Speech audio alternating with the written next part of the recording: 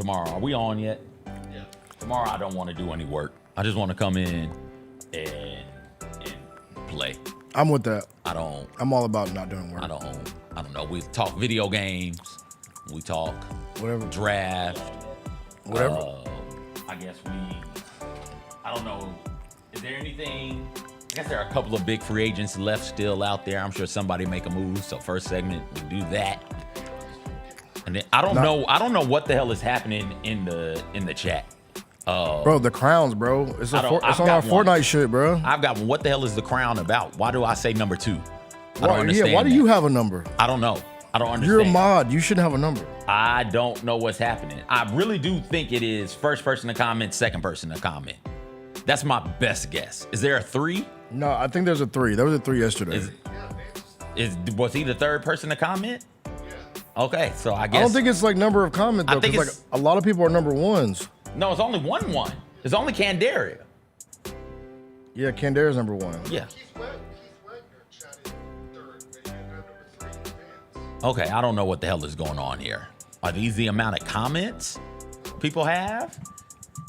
I don't understand. Somebody tried to tell me yesterday it meant top chat. It meant top chatters. Oh, really? Yeah. Oh, so I'm number 2. I'm supposed to be doing a show, and I'm number 2 in the chat. How yeah, about that? But the thing is, you're a mod, so I feel like you shouldn't be able to get them. Well, Devin, don't take my awards away. It's been a while since I won one. Yeah, my bad. Get your crown. The last award I won. Yeah, what's the last award you actually won in real life? Senior year, Mr. Hustle. I won Mr. Hustle Award back-to-back years. Mr. Hustle. 03, 04, 04, 05. Mr. Loose Ball. Man, sacrificed his body every single game. You were flying over the scores cable. Yeah, absolutely. Okay. I was taking charges, baby. Oh, you were taking charges? That was all I was good at. Setting screens and taking charges. I averaged like 3 charges per game, 5 screen assists per game. Oh, you were that guy. You were utility man. MLG&W. 2 points. 6 rebounds. That's how I rolled. We call you Mr. MLG&W. 6 fouls. I was going to foul out, and I was going to get a tech also. I was just built like that. Last award you got? Last award I got was probably 2022, 2023 when we got the top social media award in the NBA. That was a pretty dope award. Well, 2023, 2024. We got an award from the NBA for having the best social. That was great. Nice. It's still on Darnell's desk to this day. I might take it home one day. Oh, really? Yeah. Speaking of on Darnell's desk, he got the Speedo for you.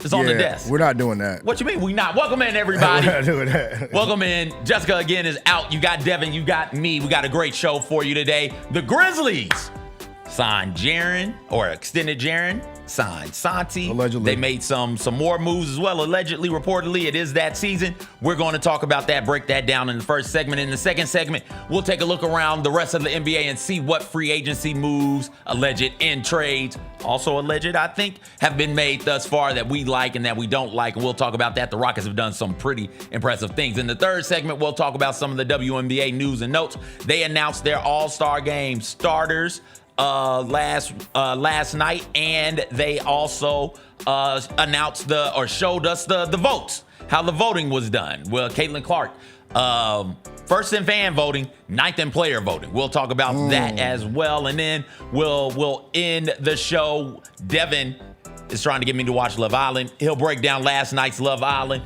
and then we'll get on out of here. You know, it's a Tuesday. It's NBA free agency. You know what we say? Allegedly. Reportedly, it's alleged.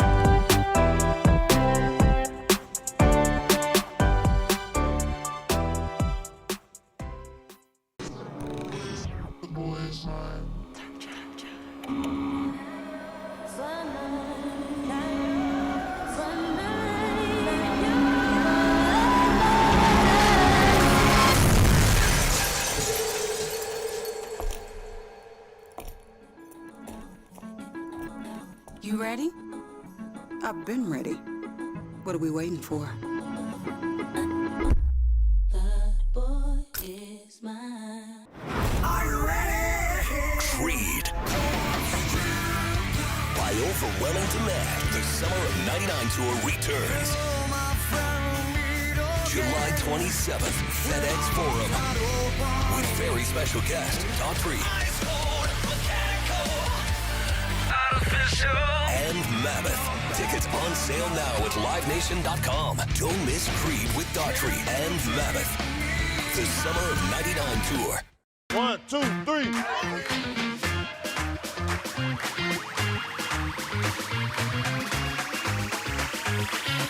Ready, go.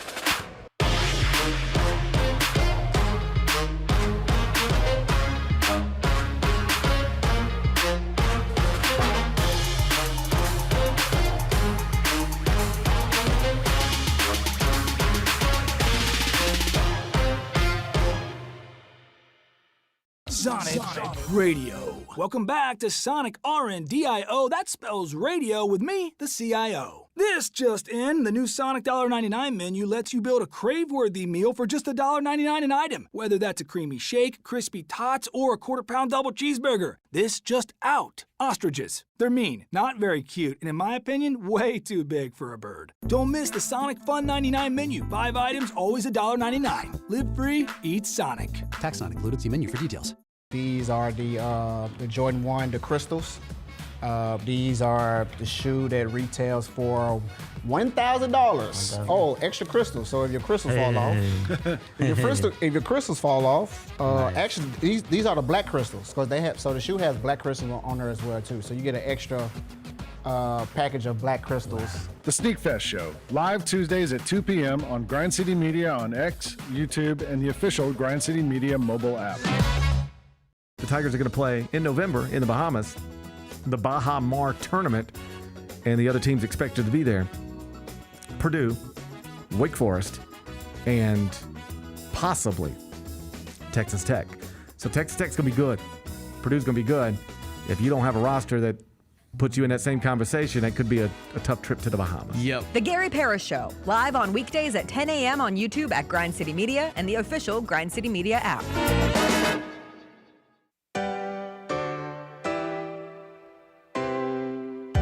Feels great to feel the sunshine. Gotta own the day like it's all mine. Just got paid in his own time. Been working hard, I've been on the grind. I deserve this feeling, having my way. I've been on this healing. This is my day. The sun's out, let's have a little fun now. I wanna let it all out. That's what it's all about. Cause I deserve this feeling, having my way. I deserve this healing. This is my day. Grind City Media presents The Jessica Benson Show with CJ Hurt. Live from the Grind City Media studios on YouTube at Grind City Media and the official Grind City Media app. Let's just get straight into it. Play the banger. Yeah. This is being reported, y'all. It's alleged. Allegedly. Not saying it's true. Not saying it's false. It's reported, y'all. Allegedly. Reportedly. It's alleged. Reported. We don't want no fines. We not trying to tamper. Alleged. All right, we played it. All of this is alleged. All of this is reported. NBA, wait. Please don't fine me for tampering. Come on. Please don't. Don't want no fines. No fines. None at all. All these things are being alleged and reported. Just assume Shams told me, unless I say otherwise. Because Yes. that's the one who's doing all the breaking news and all the alleging and all the reporting. All right. Now that that's all out of the way. Devin, how about them Memphis Grizzlies yesterday, dog? Hey, man. How'd they do, man? Great American philosopher Young Dolph once said, CJ Hurt business. Rule number 1, get the money first. Rule number 2, don't forget to get the money. He said that one time. He said it. He said that. He did say it. And Jaren Jackson Jr. went and got the money yesterday. Jaren Jackson Jr. reportedly, allegedly, per Shams, signed an extension, $240 million over 5 years. That's huge. That's big for the Grizzlies and for Jaren. For me, I thought that this would take a bit longer. I certainly didn't expect this to happen day one of like free agency. And again, none of this stuff can become official at the earliest until July 6th. So we are still, 5 days away from these things being made official. I thought that Jaren would bet on himself and say, yo, I can get the Supermax next year. But lo and behold, Jaren's like, no, I'll go ahead and sign that. Getting the guarantee today was better than betting on himself in the future. So, and it's still at 5, like it's still almost $50 million a year. What is that? Right around $48 million per year. Yeah. So he's still getting $48 million. It's not like he's dirt poor or anything like that. No, he's not homeless. But he could have got he's so not much homeless more. at all. He could have got so much more if he had gambled on himself and then Defensive Player of the Year, All-NBA selection, those types of things, accolades come through. He could have got the max. But the Grizzlies were able to get that deal done with Jaren. Jaren, only Brook Lopez has more seasons, 6, with 100-plus blocks and 100-plus three-pointers made than Jaren.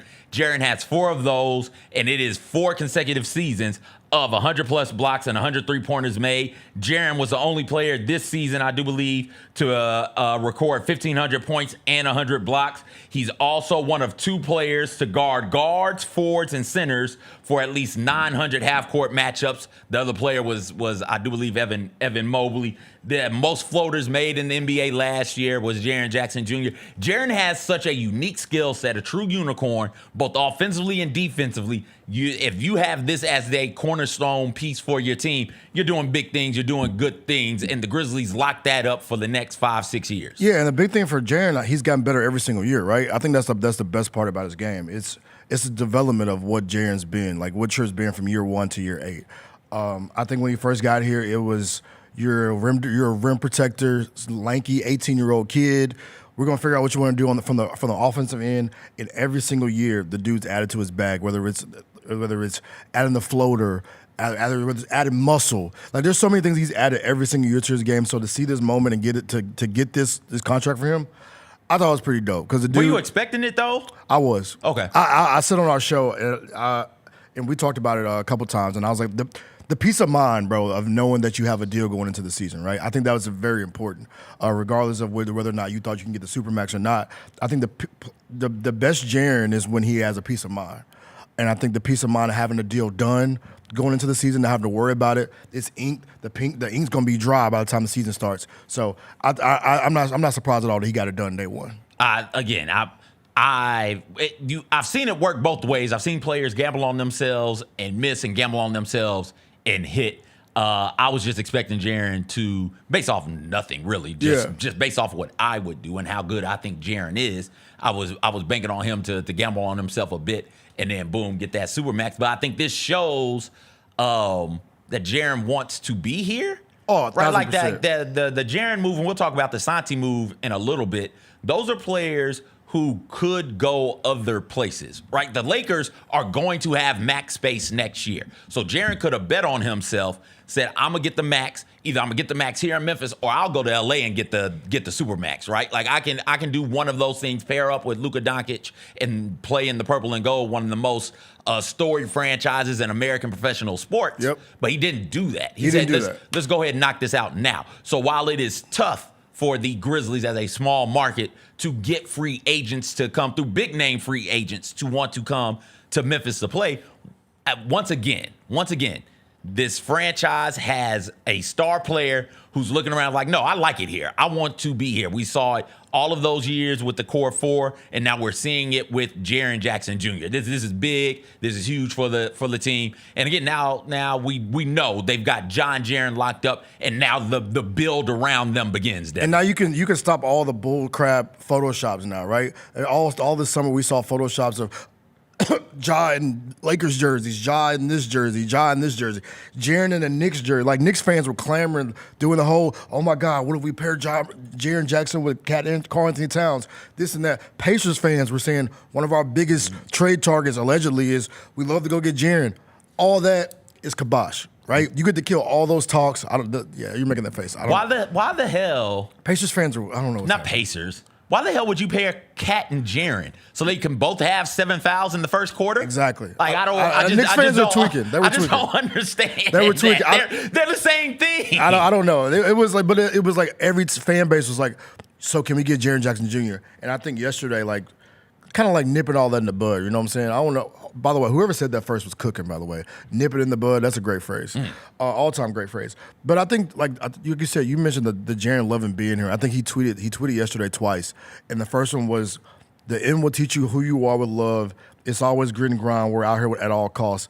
Still feel like I remember moving here yesterday. Year 7, I am incredibly thankful for everyone who has impacted my time here. To much more ahead, always been the M. The dude loves this city, bro. And I think that's, like, it's hard to find guys who really, really kind of resonate with the city they're in, right? I think in this new NBA, guys are floating around. Guys are not really connected to the fan base. You're having to buy new jerseys and even though you're going to have to buy a new jersey now because rest in peace to this number. My dog's changed to number 8. But I think it's hard to find guys that you really connect as a fan base. And I think you have John Jaren, who fans now have 6-7 different variations of their jerseys, their T-shirts, their bobbleheads, and I think that means a lot to him because as a kid he bounced around so much, right? He never really had a home, so I think to have Memphis as his home was big, bro. The dude loves the city so much. Yeah, man. And so when people, who will say, all right, Memphis can't attract anybody because of whatever ridiculous reason, right? I think the reason was crime.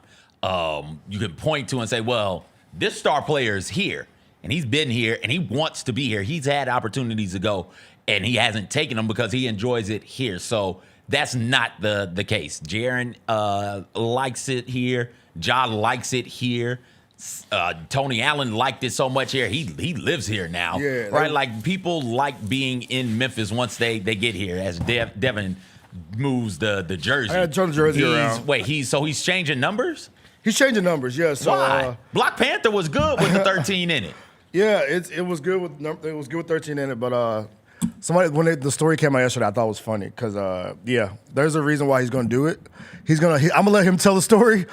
I'm gonna let him tell the story why he changed to number 8, but it's gonna be different because there's a lot of people that have 13 jerseys in the city, and now these 13 jerseys are gonna be vintage. Vintage jerseys now. Yeah, you know what I'm saying. But no, that's a double vintage jersey you got on because it's the sounds it's the 13. It is a double vintage, but no, that number 8 is gonna look good, man. He wore number 8 in the McDonald's All-American game in high school. But there's a bigger reason because Jaren's Mr. Big Brain, so here's a bigger reason too. Has he announced what the reason is, or just announced? No, he hasn't announced reason. So the number change has been announced, but the reason for it has not been announced. He'll explain it one day. Okay, very soon, hopefully. All right. Other moves the Grizzlies made yesterday. They got Santi Aldama back. Reportedly, allegedly, per Shams Charania, reporting that Santi Aldama is going to be back with the Grizzlies. Big get for the Grizzlies. They wanted to bring Santi back. They got him on a 3-year, $52.5 million deal. Kleiman mentioned, hey, we like Santi. We want to bring Santi back almost in a he almost, if I recall correctly, went out of his way to bring up Santi Aldama in either the rookie presser or the presser right after the draft about how highly they thought of Santi and that they wanted to bring him back. I was fearful that somebody like the Pistons, who would have money to spare, would make a push for Santi, especially given the fact Malik Beasley is going through whatever he's going through. But the Pistons got somebody else pretty good in free agency. We'll talk about that a little bit later on.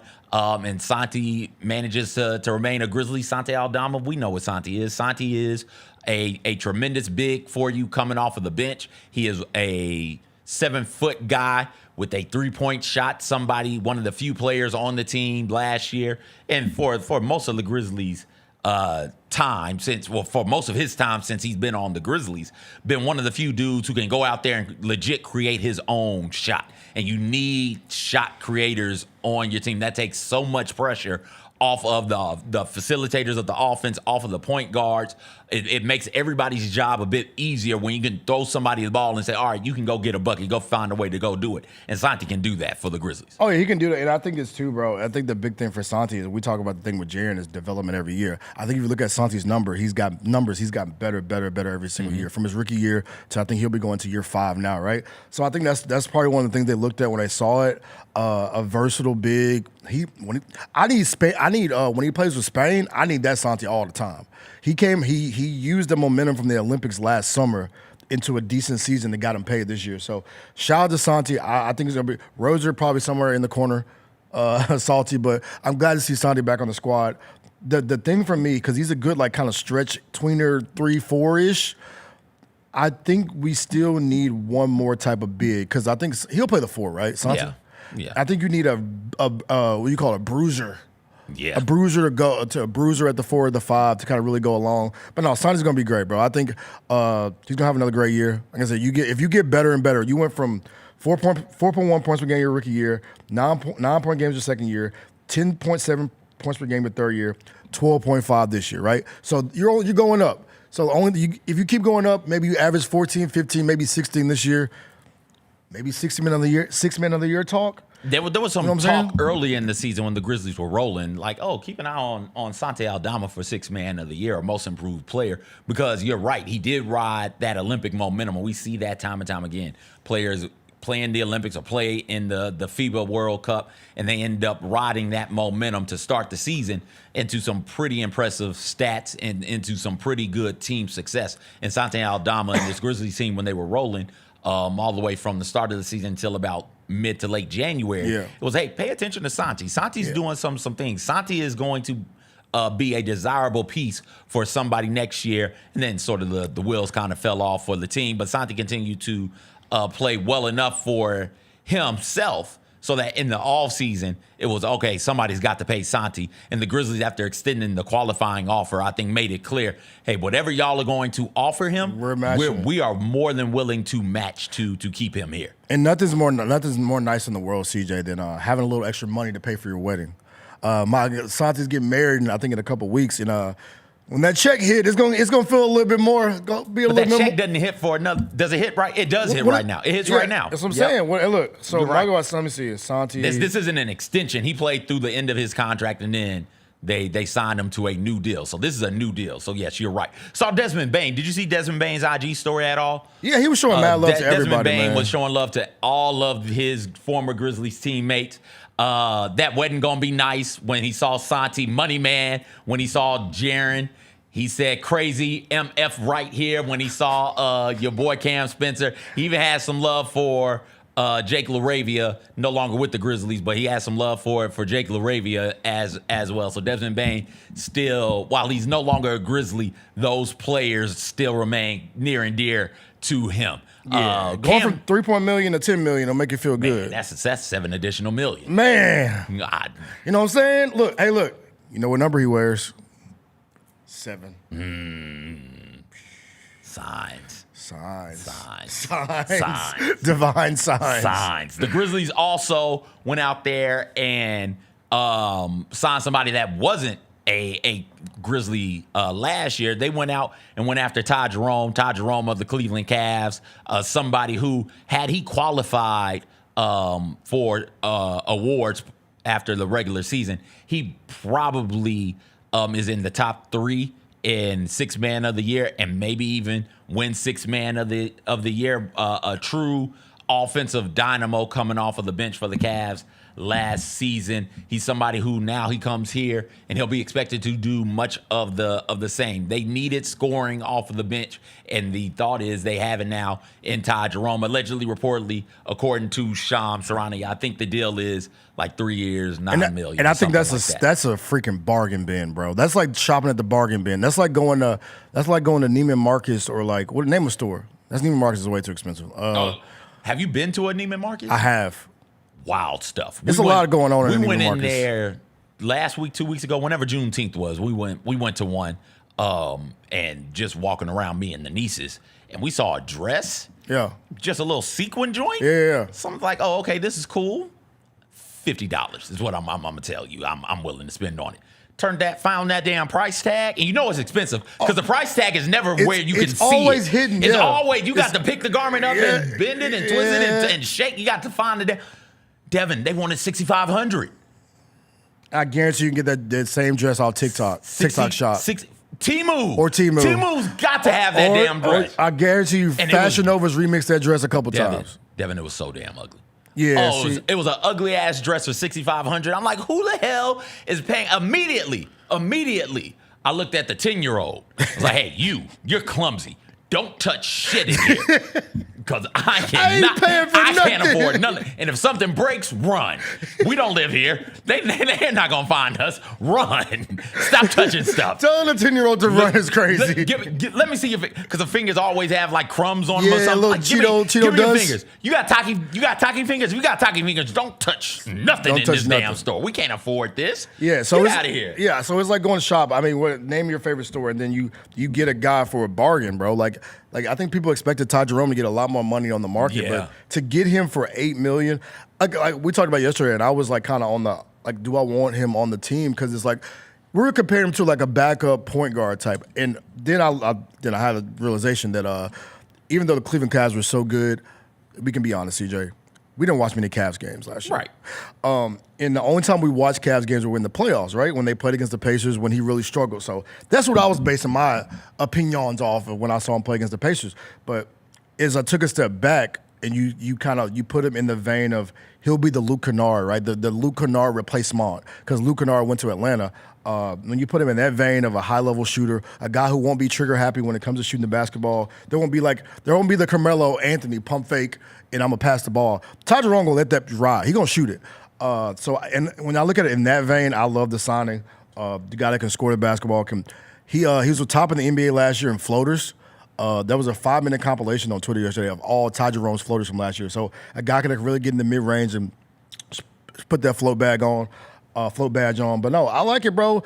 I love Jerome in the house, bro. Jerome in the house, watch your mouth, CJ. We got Jerome in the house. My brother in Christ, by the way, Ty Jerome. Our brothers in Christ. What you mean? Our brother. What you mean? He's a brother. What you mean? He's a brother, bruh. What's that mean? Our brother in Christ. No, he's not. You want to bet? No, he's not. You want to bet? I'm looking at him right now. Ty Jerome is a brother, bro. I'm telling you. Ty Jerome, correction, also did qualify last year for postseason awards, and did actually finish third in Sixth Man of the Year. Yeah. So apologies. Wanted to make sure we correct that. He is not black. Is this one of those things? What's the coach's name? It's like Hartenstein, bro. Who? You know Hartenstein's black too. Isaiah? Yes. I know everybody around Isaiah is black. No, but he is also. No, Isaiah. Not Chet, though. Not Chet. He wants to be black, but that's not the same thing. Isaiah's not. Bro, he is our brother. What's my man's name for the Dolphins? It's not Josh McDaniels, but is it Mike McDaniels? Mike McDonald? Mike McDonald is a singer. Who's the coach for the Dolphins, damn it? Him. Mike McDaniel. Okay, he's black. Yeah, he's black. He's like Logic black, though. Yeah. You know what I'm saying? Yeah. Yeah. Like I'm black, I'm white on white. That's the one he is. Okay. But no. He's our brother. Hartenstein, really? That's what I'm saying. We learn new things every day. I was wondering why there were so many black people kicking in with this exactly. dude. I'm like, what's going on here? His lineage goes back far, man. He's with us, man. But he's German also, and that's what throws me off. Exactly. So I thought they kicked us out of there during the 40s or something, right? No, bro. He was left. His lineage was the only one left. They saw Lewis run. They were like, all right, we got to get the rest of them up out of here. We can't have this. Ty Jerome is black. Get out of here. Our brother in Christ, Ty Jerome. Yeah. Ty Jerome. Jerome's in the house, watch your mouth. Yeah, our brother in Christ is on. But yeah, I'm excited, bro. He people, I don't know if he played for Virginia, so you had to be able to defend when you were there. So you can be a good team defender, I think, in a scheme, you put a scheme around him. But you don't expect him to be a lockdown 3-and-D guy. Just come in off the bench and score the basketball. That's all I ask, CJ. Everybody's got a role to play. Just fill your role and let everybody else do their job. I'm with you as it pertains to Ty Jerome. We'll talk more about Ty Jerome, Santi Aldama, Jaren Jackson Jr., and one more player we didn't get to who the Grizzlies did reportedly agree to terms and conditions for a new contract. We'll talk about that on the other side. Plus, we'll get into the rest of NBA free agency as it got hot and heavy yesterday. You're listening to the Jessica Benson Show, man.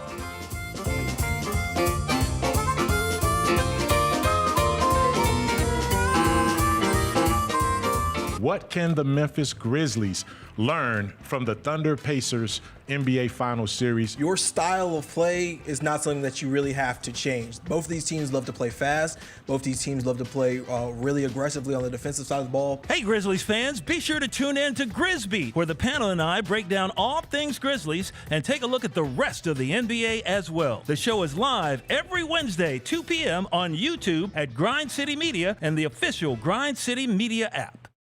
Have you always dreamed of entertaining on the biggest stage in Memphis? The Claw Crew is looking for members to join their team for the 2025-2026 season. Claw Crew members are hardworking, high-energy entertainers who assist Grizzlies home games by hyping up the crowd and much more. Not only do they support the Grizzlies on home games, but also promote in Memphis and across the Mid-South. Open auditions are Saturday, August 9th at FedEx Forum. Visit grizzlies.com/auditions for more information and to register today.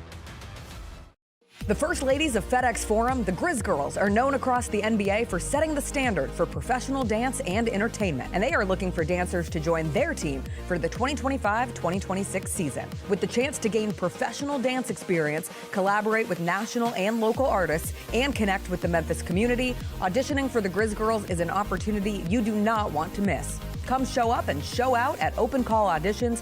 Visit grizzlies.com/auditions now for more information. Shinedown Dance Kid Dance Tour. Live in Memphis. FedEx Forum Saturday, August 30th. With special guests Bush and Morgan Wade. Get tickets now at livenation.com. Shinedown live in concert. For more, visit shinedown.com. Coney Allen joining us. I believe Hey! Young TA, what a fresh chop. That boy sliced today, boy. You say, that boy got the tape on the side. Okay, TA. Hey, and I like how you blurred out your background so we can't see that La Quinta this time. Can't see the hole in the wall, TA. Can't see the hole in the wall. The Chris Vernon Show, live on weekdays at noon on YouTube at Grind City Media and the official Grind City Media app. Get to the main event. And you hear the crowd. There's some rumblings in the crowd. Here we go. They say, we want truth. I love how John Cena said when they were chanting, we want truth.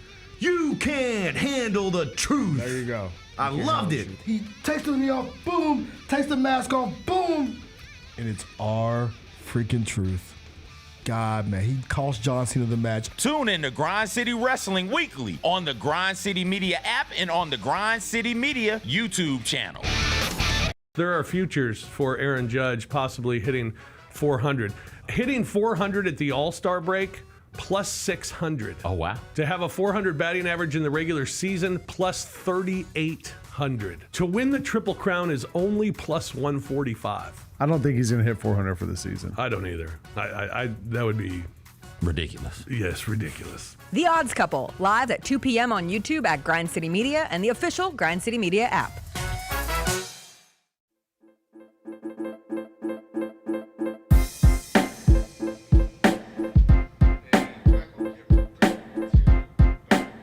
I said Jerome's in the house. Yeah. I said Jerome's in the house. I said Jerome's in the house. Hey, that got to be a drop in the form next That's year, what right? Jacob was saying. That got to be a drop in the form. Y'all listen to the show. Make that a drop. I need Jerome's in the house. Every time he hit a 3-ball, I need a Jerome's in the house. We do coming from the speakers. The Grizzlies do a tremendous job of the 191 collabs. Yeah. Like those are so cool, so different from what other NBA teams' gear looks like. Memphis has embraced the bootleg t-shirt community in a way that is really, really fun. Mm-hmm. I don't know who they've got lined up for the 191 collabs. I need a Ty Jerome as Jerome on the shirt though. Oh, I need that shirt. No, you don't need that for a 191 collabs. We know bootleg t-shirt people out there. Somebody get it Look for at me. this camera right now, Get it for CJ. me. Please get it for We me. need a Photoshop of Ty Jerome as Jerome from Martin. Please. Put it on a t-shirt. Please. Me and CJ need one. Please, immediately. Immediately. Allegedly. Jerome in the house on the front. Jerome and house on the front. Jerome in the house on the back. I'm not gonna say names because Y'all I don't know want who to put you you. are. I don't want to put y'all out there because I know y'all. You know what I'm saying? But somebody. It is a bootleg. Make the bootleg shirt. Ty Jerome. I need it. Dress as Jerome on the shirt. I'm with it. I like that. I need it. I'll wear that game one. I'll wear it as soon as I get it. As soon as I get it. If you get it to me tomorrow, I'm wearing it tomorrow. I guarantee wearing you. it immediately. My homie Elvis Presley can get you one right now. Come on, dog. I'll wear it tomorrow. What color? We talking about white shirt, black shirt? Man, I got so many black shirts. I don't like white shirts. Yeah. But yeah, black shirt would be best. Maybe no black shirt. Maybe a tan shirt, a sand brown might work as well. But yeah. Whatever the color is, I don't discriminate. Yeah, we don't discriminate. I'll rock it. Yeah, I love shirts, bro. Just give me Yeah, I love free stuff. Oh, free is me, baby. What TA say? If it's free, give me 3. Come on now. Give it to me. Give me 3, baby. Give it to me. More on NBA free agency. Allegedly, reportedly, none of these things can become official until July 6th. So it's all being reported and alleged. And again, I said that at the start of the show when I played the song that just assume Shams told us unless I say otherwise, right? So according to Shams, one last player for the Grizzlies, or this is what the Grizzlies haul looks like so far at the start of free agency. You got Jaren Jackson Jr. coming in, 5-year, $240 million. Santi Aldama coming in, 3-year, $52.5 million. Ty Jerome, we just talked about him, 3 years, $28 million, just under $9 million a year. And then Cam Spencer, we didn't get to talk about Cam Spencer. He's up from the two-way. They decided to promote Cam to the big boy roster, fully guaranteed, 2-year, $4.5 million deal. Cam Spencer's the last player that the Grizzlies have allegedly, reportedly agreed to terms with at the start of free agency. We didn't get to talk about him in the last segment. What is a fair expectation for Cam Spencer? At the end of the season, all of this dog talk started popping up. Zach Kleiman took to the microphone during exit interviews to defend some of the players on the team or to defend the roster as it pertains to toughness, grittiness, hustle plays, things of that nature. He said Cam Spencer isn't a dog, he's a grizzly bear or something like that, black bear. I can't remember which type of bear Cam Spencer was. Are you expecting major Cam Spencer minutes next year? I think you bring Cam back because they saw the tarantula coming to the division. You got to have a tarantula stopper, right? I'm joking. What was that thing in you remember not Men in Black? You remember Wild Wild West? With Will Smith. Yeah. And they were sitting there at the campfire trying to figure out how to stop Lovelace's giant tarantula thing. And they're like, oh, there's this wasp that flies in and lays eggs in the tarantula and then flies away. And then the larvae eat the tarantula from the inside. Exactly. So you're saying Cam Spencer, if you got tarantula out there, you got Cam Spencer, who is the wasp, who can get inside the tarantula's head. There you go, CJ. And mess some things up, right? That's exactly what I'm saying. got You said it in the best way. I wasn't going to explain it the way you just did, but that's exactly what I was saying. He is going to be the person. Like, you got. What's the name of that damn wasp? Kevin Durant's in your division now, so you got to have somebody to. One of the greatest moments from Cam Spencer last night was getting in Kevin Durant's face. He's in your division now. You got to have Cam Spencer there. But no, realistically though, I don't expect him to play like heavy minutes, but he can be a nice little spot combo guard off your bench. You know what I'm saying? Can shoot the ball, can dribble the ball. I don't hate it because you got Scotty as your backup point guard. Now you got 2 backup combo guards, and Ty Jerome and Cam Spencer come off the bench. I like the combo guard rotation come off the bench right now. Then you got at the 3, you can either bring if you start Jalen, bring Cedric off the bench. So that's a nice little group. I still think you need maybe 1 or 2 more things to go around this. I still think there's some meat on the bone, as my grandma would say. I think it's time to you know what I'm saying? What they do? Gotcha. What they do this? They do this. That's what the kids do now. I think they're still doing that. Yeah, they're still doing that. Right. But they do it. They do this now. They do that. They're spreading cheeks? Yeah, they do the. Oh, okay. I'm so ATL. Okay, we can stop. We can stop. I don't even know what the children is doing. Okay. No, I don't like it at all. All right, but I'm real uncomfortable right now. That made you uncomfortable. Real uncomfortable that children are out here just spreading cheeks and then. Oh, they dive in. Then gobble. No, they dive in. Okay, I'm so I don't like that. But no, there's so much more left to do. I think there's a little bit more left to do because you're filling voids that you're like kind of filling voids you already had, right? Like the Luke Kennard thing, you lose him, you get Ty Jerome, who's a better version of him. You still need a big, right? You lost Marvin Bagley's a free agent, but Jay Huff's still on the roster. You signed Santi Aldama, who's already on your team. You sign Cam Spencer, who's already in your team. So you kind of like just not rinse and repeating, but you need something extra, I think. And I think it's you still one or two moves to be made. Yeah, absolutely, absolutely. It is the tarantula. I want to make sure the tarantula hawk wasp is the wasp we're thinking about. So that is now Cam Spencer's nickname, little tarantula hawk wasp. I think that's a little wordy. Oh, that's fine. Call him tall. Tarantula. What? Tarantula hawk wasp. Yeah. TFW. THW? Where you getting the F from? Yeah, I don't know where the hell I got that. I was like, yo, in my head, I was like, yo, what does this word start with? Tarantula hawk wasp. By the way, that movie's horrible, by the way. What movie? Wild Wild West is one of the worst movies. Hold that thought. Will Smith got a lot of those bad movies. Back on the T-shirt thing, Jerome in the house on the front. So Yes. Ty Jerome as Jerome on the T-shirt. Jerome in the house on the front. Yes. On the back. Player from the Himalayas? You know it. You know it. Yo. You know it. This stuff writes itself, bro. It writes itself. Hey. You can have a street sign, Mount Moriah. Yeah. And then the quote above it. Player from the Himalayas. Because of the mount thing. Whenever you get me the shirt, I'm rocking it. Yeah, dog. yeah, You just let me know. Look, man, so many Martin references are gonna be had this season. I can't wait to cook. Oh, it's gonna be I great. can't wait to cook. But It's no, gonna be great. Cam will be all right, man. Like you said, don't expect him to be like you know what I'm saying, a 25-minute player, but expect him to sprinkle 10, 12 minutes here, 10, 12 minutes. Gary brought this up with somebody yesterday. I can't remember who it was. Oh, with Meshack, where it is, hey, in 2 or 3 years, if you can get Meshack on the court and for 12 to 13 minutes, and he's just a defensive pest on the court, applying ball pressure, being in passing lanes, that draft pick will work out. And I think you can say the same thing about Cam Spencer. I don't want to limit what Cam Spencer is and what he can be. But if you can get Cam Spencer to come in the game and be a hound on defense while also knocking down open threes, and when he was at UConn, he did that. Oh, he knocked it down. You couldn't leave Cam Spencer No. open from three.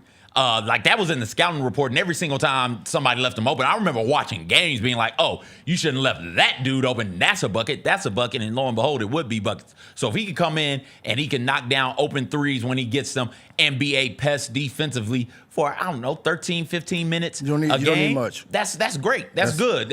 It pays for itself right there. The $4.5 million contract pays for itself, and you're in a much, much better spot with that being the case than you would be otherwise. And right, guess Cam? what, CJ? What? You can watch Cam Spencer on the Grind City Media app on Summer League. Have we announced Summer League teams? No, we haven't, but I expect him to play Summer League. He's your two guy. Yeah. But yeah, I'm doing my promo thing. You know? Yeah, you got it.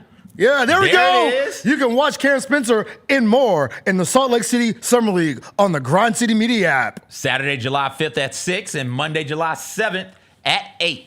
As well as Tuesday, July 8th at 6:30. So you don't want to miss that. There you go. There it is. Promo, we baby. Got it in there. Promo. Promo. But no, like I think it's too one of those good things about this, like these signings too. I think if we watched the NBA Finals, we watched the playoffs, and I think Ty Jerome, we talked about him being miscast because DG went out and Don was asked to do so much. I think having guys that can dribble, CJ, is big. You can have guys that can handle the rock, right? You need more guys that can handle the basketball because last year, the only dude on our team that can dribble the basketball competently is number 12, right? Yeah. And I think you need more guys. And Scotty can handle the ball pretty well. He over dribbles sometimes, but that's cool, whatever, cool. But he still can handle the ball. I think you need more guys that you can put in position to put the ball in their hands and they can get away from people. You don't need to be Kyrie. You don't have to be God Shamgod or what's his name that played for the N1 team, Hot Sauce. Hot Sauce. But just be able to get away from guys and be able to make plays off the bounce. And I think adding Cam, adding my brother in Christ, Ty Jerome, I think you're gonna be good. By the way, they said his dad's half black. For the people that didn't know. There we go. Let's take a look at the rest of free agency in the NBA as that got hot and heavy yesterday. Devin, I want to start with the trade that happened. We can get to the rest of the free agency stuff because there is some big stuff. The Houston Rockets and the Atlanta Hawks have blown it out of the water. But I'm really interested in the Michael Porter Jr., Cam Johnson trade. Allegedly, reportedly, according to Shams, the Denver Nuggets sent Michael Porter Jr. and I do believe a first to the Brooklyn Nets for Cam Johnson. The Nuggets now have access to the non-tax player mid-level exception. Cam's contract is about half of what Michael Porter Jr.'s contract is. You had 3 players. We saw it here with the Grizzlies. We saw it, I think, some with the Timberwolves last year when they decided to move Karl Anthony Towns. We're seeing this where you can't have 3 dudes making big money. No. So Michael Porter Jr. was around 40 mil, maybe 40.3 mil or 43 mil, something like that. Cam Johnson about 23 mil, right? You can't have 3 of those guys making that much money because it severely hampers what you're able to do from a roster construction standpoint.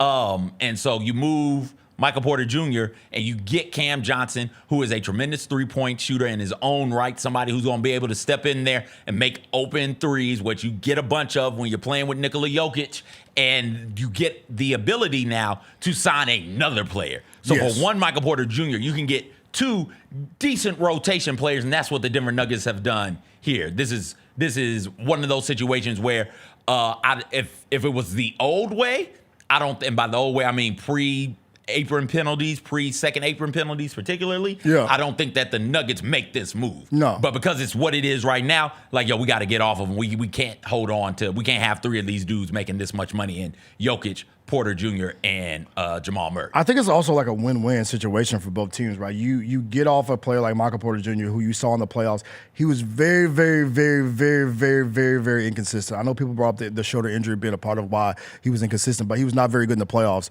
this year. And you it's a win for him because now he gets to go to a team in the Brooklyn Nets where he has no responsibility. He can chuck up as many shots as he wants to without any penalty. I think, and I will make a bet right now, CJ, her business. Michael Porter Jr. might be up there in the top 15 shot attempts next year in the NBA. And why the hell shouldn't he be? Who's on Brooklyn? It's going to be him and Cam Thomas. They're going to have a squabble off for who gets to shoot the most. Let's go. So I think for him, it's a win for him. But on the Denver Nuggets side, you get a player who fits so much better in your system, bro. You think I can't forget his name. I get so many Cams. Cam Johnson fits so much better, like you mentioned, with Jokic, a catch-and-shoot guy, a player who can get the ball off the bounce, who's a good defender. I think he fits so much better in that 3 role on the Denver Nuggets in this current iteration of the Nuggets than Michael Porter Jr., who's going to go to Brooklyn. And we might not ever see him play basketball ever again. Because my guy finna be in purgatory like a mud. Did you see the Nets projected depth chart they put up on NBA TV? Allegedly? Jacob, did you see it? I wish I was. If you want to find it, go find it. Porter Jr. This is the time of the year when we get these types of stats, right? Just to try and contextualize what these players are from a number standpoint. He's one of 2 players with 600 3-point makes and 40% shooting over 3 seasons. Do you know who the other player is? 600 3-point makes, over 40% 3-point shooting. The last 3 years. Desmond Bain? No. No. Who is it? Steph. Steph. Steph has 941 makes on about 41% shooting, and Michael Porter Jr. has 601 makes on 40% shooting. And here's the projected depth chart. First team all tankathon, baby. Yeah, this is. Look at that team. This is allegedly. How many games does that team win? Not a lot. How many games are you watching on your television? Not a lot. Well, Danny Wolf is out there. My guy Danny Wolf is out there. So from Michigan, you got to tap in for him. I'll watch 2 or 3. Look at that team, bro. Yeah, they are very clearly in rebuild mode. We're gonna call that the Mariah Mills appreciation team. Why are we calling it that? A whole lot of ass. All right. Mariah Mills. Nickeil Alexander-Walker, he's going to the Hawks, allegedly, reportedly, again, per Shams. It's a sign and trade with the Timberwolves. 4 years, $62 million. As part of this sign and trade, Atlanta is going to send the Timberwolves a 2027 second-round pick via Cleveland in cash to Minnesota. Alexander-Walker was somebody who people around here liked, and I think everybody in the league wanted him on their team or somebody like him on your team. He's coming off of a career year in Minnesota where he recorded highs in points, rebounds, assists, and 3-pointers. He is one of those 3-and-D guys. We saw it in the postseason. We saw it all during the regular season. A really good defender, a really good knockdown 3-point shooter, and the Hawks went out there and they got him to go along with the rest of their haul from this offseason. I love this pick, bro. I love this pickup. I love everything the Hawks have done this offseason so far. Like, you went and got – so we ended the season last year, right? The Hawks were in purgatory. They were a play-in team, right? They're going to be a permanent first team all play. They're going to be all team all. The team is always in the play-in. This summer, bro, they fired the GM, Landry Fields. They hired a new GM. He been cooking, CJ. Since the offseason, he traded for Porzingis. He got Trae Young a 7-footer. He got so Ricochet is there. Ricochet. Dyson is there. He got Dyson Daniels. He got Nickeil Alexander-Walker. So he got him a shooter, a 7-footer, and a couple more lockdown defenders. Yeah. And a rim running big. Did you mention Luke Kennard? Like he's a shooter. Okay. So in one offseason, they went from a play-in team who was I thought were going to be in the Chicago Bulls type of purgatory. He went and got Trae Young, a shooter in Luke Kennard, a 7-foot switch army knife in Kristaps Porzingis, a 3-and-D utility man in Nickeil Alexander-Walker, and a shooter in Luke Kennard. And then drafted a rim-running big in Asa Newell. Like, you went and did some stuff this offseason in what, in 3 months on the job? So, I think if you were kind of like putting an award, giving gold stars to winners in the offseason, in free agency so far, I think the Hawks got to be up there, bro. Because they've been doing big stuff. From the looks of it, we'll see how it all comes together. Yeah, absolutely. I agree with you. The thing that stood out to me about the Hawks offseason so far, free agency so far, particularly with Nickeil Alexander-Walker and Luke Kennard, is Trae Young's involvement. Trae Young, rumored to be a tough teammate to play with, tough to get along with, and Trae Young went out and recruited both Nickeil Alexander-Walker and Luke Kennard to come through and play in Atlanta. And I'm not saying they're gonna win the East. But I think the East is so wide open with the Tatum injury happening, the Tyrese Halliburton injury happening. I think teams are seeing, bro, like, yo, we can make some shake in this Eastern Conference and we really kind of like add some pieces around our stars that we have. So I'm not saying the Hawks are going to be a top 2 contender in the East, but watch out for them, bro. If we look up in January, February, and the Hawks are like a top 4 seed in the East, or like, you know what I'm saying? They're making some shake in the East. Don't be surprised. They have the talent on the roster to avoid the play-in this year, which is a big improvement for them. I think they're playing the past 2 seasons. Yeah, they've been play-in type team, and they're good enough now to avoid the play-in. I will point out I have a group chat with some high school basketball teammates of mine. One of them lives in Atlanta, and he's a classmate, didn't manage to play basketball in high school, but it's all love. He's in Atlanta. He's a Hawks fan. And the first thing I sent this morning when I woke up and found out about the Luke Kennard piece of this was, hey, listen, if you're going to break this stuff down, you might want to leave Luke Kennard's name off of it. Because he does not shoot the ball enough. Yeah. He's a tremendous shooter when he shoots. He did not shoot the ball near enough. My guy needs to push the square button. He's over 40% from 3, and he's taking like 4 or 5 a game. Need that to be 8 or 9. Need it to be 8 or 9. Shoot the basketball. Shoot the ball. Press the square button. Don't bank on him. Bank on him to make his threes. Yeah. Absolutely believe in him to make them. Bankhead on him. But don't, you know what I'm saying? Don't bank on him to take a lot, because he's not going to shoot the ball. No, he's not. He's not. He's not. And maybe, like I said, maybe he can change. Maybe they'll Trae Young be like, yo, I don't care what you do, shoot the basketball. But I think we've seen Luke in different stops. He'll shoot at a high clip, but he won't shoot it that much. Just think about this too on the Hawks front. Tell your Atlanta Hawks friend. Think about a closing lineup. Let's say like you need one stop to win a game. Trae Young's, of course you're gonna sit him down. Nickeil Alexander-Walker at the 1, Dyson Daniels at the 2, Jalen Johnson or Zachary Ricochet at the 3. 2 guys that are good defenders. Kristaps at the 4, who's 7'1,000, and Emeka Okongwu at the 5. Like, that is a defensive lineup, bro. That can, you know what I'm saying? That can. I'm with it, but yeah, the Hawks are with it, bro. Shout out to the Hawks.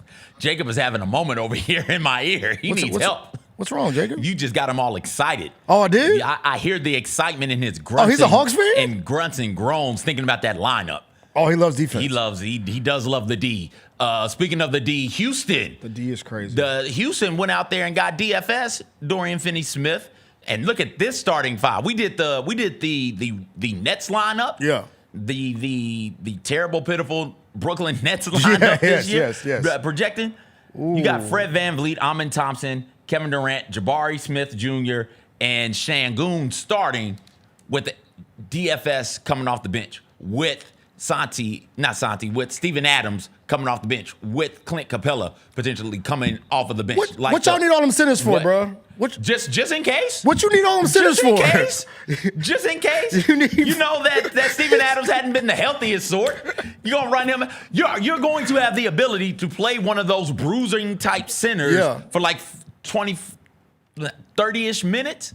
And Capella and Steven Adams, but neither one of them is going to have to play 30 minutes, right? So you'll play 12 here, one to play 12, the other one to play 18, and you'll always have the ability to have that bruiser out there on the court, so should you need it. The move to go get Dorian Finney-Smith, one of the most impressive offseason moves in free agency signing so far this free agency, and it just started yesterday. But that is somebody who Lakers fans desperately wanted to come back. That is somebody who I think the Lakers front office also wanted to come back, but they wanted him to come back on a cheaper deal per reports, per Shams, I do believe, where it is, hey, we like you. We want you to come back. We just don't want to give you all of this money. And they weren't able to do it. There was a report, I don't know how true it is, but somewhere out there saying that Finney-Smith found out that Pelinka and Lakers brass were bad-mouthing the knee injury and the ankle injury, saying like he's not going to be that good. And so he heard that got back to him. He's like, okay, there's no way. If that's how they're going to play ball, allegedly, if that's how they're going to try and play ball to try and lowball me on the contract deal, I'm out. I'm not going there. And the Rockets continue to put together a really nice roster, Devin. I love it. Like if I were to give a gold star on the Eastern Conference side to the Hawks, I'm giving my gold star to the Rockets on the Western Conference side, bro. Because I don't know where the hell you got that money from to give all this money to all these different players. Because they re-upped on Cam Whitmore, they re-upped on. They signed their boy Jabari Smith. They paying everybody at this point. I don't know where they got the bread from. Clint Capella got a deal from them. I don't know where they. DFS got a load of cash too.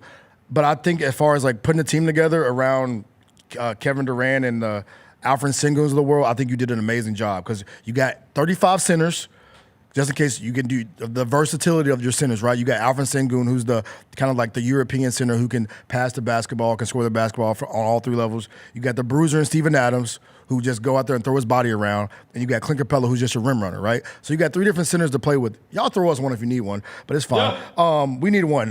Throw us one. But I think you got so, and I think Amin Thompson takes another step on offense because he's a hell of a defender already. The Rockets making some shake, bro. Like, I know they're in our division, but I think, like I said, if I was giving a gold star to a Western Conference team, the Rockets get it for all the moves they made. Rockets are now they cooked. Thunder 1, Rockets 2 in the West. I would say, let me see. Because they're 2 for me right now. I would say Rockets. I think Denver may be 3. Whatever it's worth in July, the Rockets would be 2 right behind the Thunder. People love not too early power ranking, CJ. Let's not act like that's the new thing. People love to rank shit. You're speaking to Mr. Top 5 himself, but But I think I put Denver probably in my top 3 because I love that Cam Johnson move, bro. I think you add Cam Johnson to a Jokic. I think he's a much better fit for their system than Michael Porter Jr. was. Caris LeVert signed a 2-year, $29 million deal, or has agreed to terms on a 2-year, $29 million deal with the Detroit Pistons. We talked with Amari Sankofa. His name came up yesterday as somebody potentially that the Pistons could go after in light of the Malik Beasley news. That is being reported by Shams. Shams also reporting free agent center Brook Lopez has agreed to 2-year, $18 million with the Los Angeles Clippers. So that's a deal. So Brook Lopez is out in Milwaukee. There's nobody in Milwaukee but Giannis. And I'm not really sure what the Bucks can do to get better because they don't own any of their draft picks for forever. And their money's tied up in Dame and Giannis. Yeah. I think Giannis finna be looking around like that Will. You know that Will Smith meme, bro? Fresh Prince. Yeah. My guy finna be sitting in the Pfizer Forum looking around like, yo, where do all my homeboys go? Because everybody's about to be out of there. Yeah. I mean, everybody is gone. They did allegedly re-sign Bobby Portis. So that's good. You need that guy coming off of the bench, but it's not a whole lot there. And Giannis is good enough to get you a top 8 seed easily. Yeah, he's good enough for that. He can get you a top 5 in that. What's the point of having a player like Giannis if you're not competing and contending for a championship? And right now, the Bucks are behind the Hawks. They're behind the Magic. They're behind the Pacers. They're behind the Cavs. They're behind the Pistons. Who am I leaving off over there? Hell, they're behind a lot of teams. They're behind so many teams. And I say the Knicks because the Knicks went out there and added Jordan Clarkson to their bench, allegedly, reportedly, I love after being bought out by the Jazz. Jordan Clarkson, assuming he clears waivers, will get to play. He said he's going to go to New York. And for those of you who don't know, Jordan Clarkson is a phenomenal sixth man. Most points off the bench since 2020. Jordan Clarkson, 4,589 points. The next closest is Malik Monk with 3,882 points, followed by the aforementioned Bobby Portis, 3,594 points. So for a team that didn't have enough bench production, especially late in the playoffs, you get a Jordan Clarkson to come through. You get a coach who doesn't mind playing bench players. The Knicks could be, and I do believe the Knicks are, if we did the preseason way too early polls. Our power rankings. I would think way too early power rankings. Excuse me. I would think the Knicks would be 1 in the East right now. Oh, for sure. And like if you're a Bucks fan, I've never met a lot of those, but if you're a Bucks fan, I think you're kind of frustrated because like the window in the East, like we talked about, is so wide open, bro. So wide open. The Knicks are filling that void with another bench scorer in Clarkson because I love him and Deuce McBride coming off the bench together as two like heaters off the bench. They're gonna cook over there. If the Knicks can find a coach, they gotta do that too. They still got to do that. They still don't have a coach. Yeah. But I still like what they did. Boston, I want to see what they look like. Of course, Jason Tatum's out. You got Anthony Simons over there now. You got Jaylen Brown. They'll still be a good team, but they're there. Orlando Magic, sneaky good pickup in Tyus Jones. Sneaky good pickup because I think you needed a yin and a yang for Jalen Suggs, right? Because Jalen Suggs will be your starting point guard. Him and that terrible hairline, but then you bring Tyus Jones off the bench. He's back in his perfect role, right? He's back in his prominent role of being a backup point guard for a good team. And then he's with Desmond Bane, who is familiar with. He played here in Memphis with. So that Orlando Magic pickup with Tyus, I love it because he can be back in his comfort zone of I'm back as a backup point guard, giving you 20, 25 minutes a game, being a facilitator, getting guys like Paolo the ball. His Duke brother, and by the way, that's a Duke connection. I really like that Magic pickup for them, bro. Love that Tyus Jones pickup. Not just because Tyus was a former Grizzly, but I just love it as far as like just having a different kind of guy other than Jalen Suggs. Absolutely. We got to take a break. On the other side, we're going to talk some about the WNBA All-Star voting. It's ended. They've announced the starters for the WNBA All-Star game. We're going to talk some about that, some about the reserves. Obviously, we'll talk about the Caitlin Clark of it all as well right here on the Jessica Benson Show.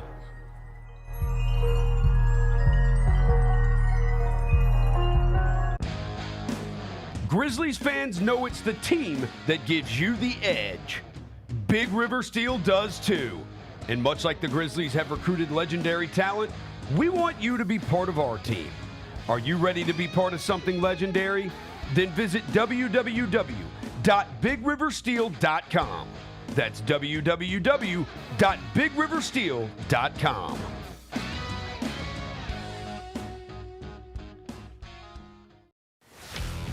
Let's face it, there's a lot of trash talk in basketball, but the great teams let their performance do the talking. Like Ford F-150 with Pro Power on board, a class-exclusive industry-first feature that turns your truck into a mobile generator and leaves the competition speechless. Ford F-150, official truck of the Grizzlies. Greatness starts here at your Mid-South Ford dealer. Class is full-size pickups under 8,500 pounds, GVWR. Kroger shoppers and Grizz fans, want exclusive last-minute discounted ticket deals texted straight to you during the Grizzlies 2024-2025 season? Sign up with the new Kroger Buzzer Beater deal. Fans can sign up by texting Grizz to 636-479 or visit your local Kroger store in the Delta Division and scan the QR code. By signing up, you agree to receive recurring automated promotional and personalized marketing text messages from the Memphis Grizzlies. Consent is not a condition of any purchase. Message frequency varies. Message and data rates may apply. Catch us if you can at Southland Casino Hotel and win your share of up to $1.8 million in free play and prizes. Join us for drawings every Saturday in May, June, and July. Each month, over 900 winners will take home free play or drive off in a new car or motorcycle. Be there for all 6 grand finale drawings and try to catch us if you can, only at Southland Casino Hotel. Must be 21 up. Play responsibly. For help quitting, call 800-522-4700. These are the Jordan 1, the crystals. These are the shoe that retails for $1,000. Oh, extra crystals. So if your crystals fall off, if your crystals fall off, actually these are the black crystals because the shoe has black crystals on there as well too. So you get an extra package of black crystals. The Sneak Fest Show, live Tuesdays at 2 p.m. on Grind City Media on X, YouTube, and the official Grind City Media mobile app. There are futures for Aaron Judge possibly hitting 400. Hitting 400 at the All-Star break, plus 600. Oh, wow. To have a 400 batting average in the regular season, plus 3,800. To win the Triple Crown is only plus 145. I don't think he's going to hit 400 for the season. I don't either. I that would be ridiculous. Yes, ridiculous. The Odds Couple, live at 2 p.m. on YouTube at Grind City Media and the official Grind City Media app. It's time for our Pick 6, Mike. 6 classics that we're most looking forward to in the 2025 football season. Las Vegas, obviously, that's the Grambling State University, Jackson State University clash. They're taking 2 iconic HBCU brands going to an NFL stadium in Las Vegas. Get all of your HBCU sports and culture news by tuning in to HBCU Huddle with CJ Hurt and Mike Wallace. New episodes drop every Thursday on grindcitymedia.com, YouTube, and Spotify.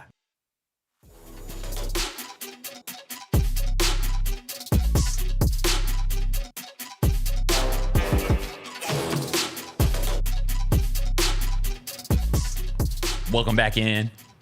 Again, this is the second day breaking news has popped off during this show. Oh, we got more breaking news? SGA signed a deal. He signed a deal. According to Shams, it is a 4-year, $285 million Supermax contract with the Oklahoma City Thunder. That will keep him on the Thunder roster through 2030, 2031. And I think I hadn't had a chance to get hot and heavy into it, but it's the richest deal in NBA history. That is $70 million a year. That's what? 70 million a year, like 71 million a year. 7-0? 7. Throw it back up there. Let's look at it because it's 4 years, 230, right? 4 years, 230. Oh, yep, 4 years. It's 280. It's 285. 285. 4 goes into 28. How many times, Devin? Yeah, math is not my thing. Devin, how many? 28 divided by 4 is what? Devin, stop. What's 7 times 2? No, put your phone down. Put your phone down. Put your phone 14, down. 14. 7 times 2. 7 times 3. So does 3 is 21. 7 times 4. 28. Okay, so It's 28 divided by 4 is what? 5. Bro, it's too early for me to be doing math. It's not even math. Yes, it is. It's basic. No. My brain doesn't think in numbers this early in the morning, CJ. Fine, put it into your calculator, Devin. 28 divided by 4 is what? All right, hold on. Where's my phone? Oh, my God. Calculator. We have failed the youth. What is it? Were you and asking you're me not again? even that damn young. 28 divided by 4. 28 divided by 4. All right, 7. All right, so that's 70 million. There you go. Okay. Look, bro, it's too early for me doing math, bro. Devin, I'm sorry. Get out of here. It's too early for me Good to do- Lord. But no, 70 per million per year is insane, bro. Yeah. 70 million. You know what you could do with 70 million? Bro, he can buy the whole state of Oklahoma. Easy. Like the entire state. Like the entire state. That's big news. That's a big deal. Shout out SGA, man. Jacob brought this up, thought that he might not have this thought also, might wait for the new CBA where like the money's going to go up. So this looks like a lot of money right now, and it absolutely is right now for all us regular people. But comparison-wise with his peers, once that new CBA gets signed, it's probably going to be regular money once that gets signed. And so the Thunder got their guy through 2031. So they're all good, and SGA's getting paid, man. Yeah, he's gonna get paid. They got a brand new arena. They got a championship. I'm hating. I'm big hating right now. Like I want to hate him so bad, bro. CJ, I want to hate him so bad. Listen, I don't know why, but go ahead. Like, I want to. You don't have to have a reason to hate. I hate a bunch of people for no damn reason. It's a certified hater. I just wake up and it's like, you know what? I don't like the cut of that person's jib. I hate him. I don't like him. I don't like the way he wears his headband. I don't like that guy. I don't like that guy. Get him the hell up out of here. I respect that. WNBA had their All-Star vote announcement. Talk about yesterday. hate. They had their, well, not All-Star vote. They announced their All-Star starters yesterday. And so here's how that all worked. 50% of the vote was fan vote. 25% was a media vote. And then another 25% was the players' vote. And so here are your WNBA All-Star starters this season. The captains, we knew who the captains were. We knew it was MVP, Napheesa Collier, and Caitlin Clark. Your starters, the rest of the starters look like this. Aaliyah Boston, Paige Beckers, Alicia Gray, Sabrina Ionescu. Hope I said that right. Jessica's not here. You had Agumake, who's making big news in her own right. This is her 10th All-Star game appearance. That ties her with Brittany Griner and somebody else for third most all-time behind Sue Bird and Diana Taurasi. I'll figure out who that other person is in a second. Satu Sabli for the Phoenix Mercury, who's having a hell of a season for them, is also a starter. Brianna Stewart and Asia Wilson round out your starters for the WNBA All-Star game. Devin, just thoughts on Tamika Catchings. Catchings, thank you. Tamika Catchings is the other one. Devin, thoughts so far on, before we get to the rest of it, thoughts on the WNBA All-Star starters? Oh, I love it, bro. It's like it's a showcase of the stars of the WNBA, and I love it. Like, I think the biggest story about this whole thing is the biggest star of them all won't get to play in it because she's hurt. And I just think it's cool, bro, because when they get out there, who's not going to get to play in it? I want them to go back, huh? Who's not playing in it? Caitlin Clark. Doesn't it start in July? Yeah, well, we are in July. Yeah, we're in July, bro. Man, we're 7 days away. Why I think we're still in June. Okay. Yeah. So they'll, yeah. I mean, they'll draft the teams next week, but July 19th is so hopefully she'll be ready by then. July 19th is still time. Yeah, have you seen something saying she's not playing? That groin injury is like that ain't nothing to play with. Okay. You know what I'm saying? So hopefully she's all right. But I mean, it's in her city. It's at Gamebridge. Oh, so they did set it up for it to be. Gamebridge. She got to play. So how long she plays, what she does. I fully expect Caitlin Clark to be out there playing. And listen, that would be great for the W. That's who the fans really want to see. When you think about the top 30 vote getters combined from 2023, if you add the top 30 vote getters, add all of those numbers up. I'm not adding anything. I know you're not, Devin. I know it. But just if you added all of those votes up, Caitlin Clark this year had more votes at like 1.2 million than the top 30 vote getters from 2030. Right, 2023, excuse me, not 2030, 2023. Not only that, Napheesa Collier also had more votes than the top 30 vote getters from 2023. I think she's at like 1.17 and they were at like 1.29 or something like that, right? Like, it's whatever it is, she had more than them as well. It was closer, but she still ended up with more votes this year than everybody combined from that 2023 year, which was the year before Caitlin Clark came through here. It's her mark on the game right now, from a fan standpoint and from an eyeballs on the game standpoint, undeniable. Star power for sure. Hella star power. We don't make people like that. Like, this is up there with the Tiger Woodses, with the Michael Jordans in terms of impact. Not talking about results on the court or on the golf course or what have you. Just in terms of, we're all interested in what this person is doing, and that is that interest is trickling to everybody else in the sport. Yeah. Like, Caitlin Clark is that right now. And it's great to see. Her PE dropped yesterday on Nike, right? Her Kobe that she wears, the PE that she wears, they dropped it on the Nike app yesterday, CJ. It sold out in like 10 minutes. Yeah. Like, it's so like that impact of her, the impact she has on the game is insane. Like you said, she's good on the court, whatever. But I do think there's a little bit of kind of resentment still. You see the player vote? The players put her number 9 in the All-Star voting. And I think 9 in guards, right? So the way that it works is the W splits it up. They go guards and they go front court. Caitlin Clark, if you can see it right here, Caitlin Clark was number 1 in fan voting, number 3 in media rank, behind Ionescu and behind Alicia Gray, who, just real quick, I want to take a second just to whisper, Alicia Gray, MVP. So she was third in the media voting. And then when you look at players, she was ninth behind Paige, behind Alicia Gray, who was first, behind Ionescu, behind Kelsey Mitchell, behind Skylar Diggins, behind Brittany Sykes, behind Kelsey Plum. Was she behind Kelsey Plum? Kelsey Plum 16, my bad. Kelsey Plum 16. Behind Natasha Cloud. Those players were all ahead of Caitlin Clark from a player standpoint. And I hear what you're saying about that. I just... Okay, where's the hatred? It's just why do you think she's ninth? Like, I don't think she does like. Well, I mean, I think she's ninth. Best guard in the league? She's only played 9 games, and in her last 3 games, she's been a bit of a struggle. A disaster, right? For and sure. she's had, and not just her last 3 games, 2 of those games before she went out with the injury the first time, the hamstring injury the first time. She was struggling from 3. Also, I think she was like 0 for 15 or something like that. The 2 games before she sat out, started to sit out the first time. Her last 3 games, she 3 is for 43. 1 of 23 from 3. 1 of 23 from 3. 1 of 23 from 3. But I think it's still on the surface, bro. You take that away. You're 1 of 23 from 3 in your last 3 games, but you still average 18, 5, and 9. You know what I'm saying? Like let's not take she's playing like she hasn't been playing well, but like. In the last 3, but I think 18, 5, and 9 is not a 9th best point guard in the W. 18, 5, and 9, and you've played roughly half of the game so far this season. She's played in 9 of the 16 games, so I think that also might factor into it as well. If the thought is, okay, they're hating on Caitlin Clark, I'd like to know the reason why. I would say resentment. I say resentment. Okay, if you're resenting Caitlin Clark, I'd like to know the reason why that is your thought. Yeah. Because what is the reasoning? If you're going to say, oh, because she's better than them, well, everybody on that list is better than everybody.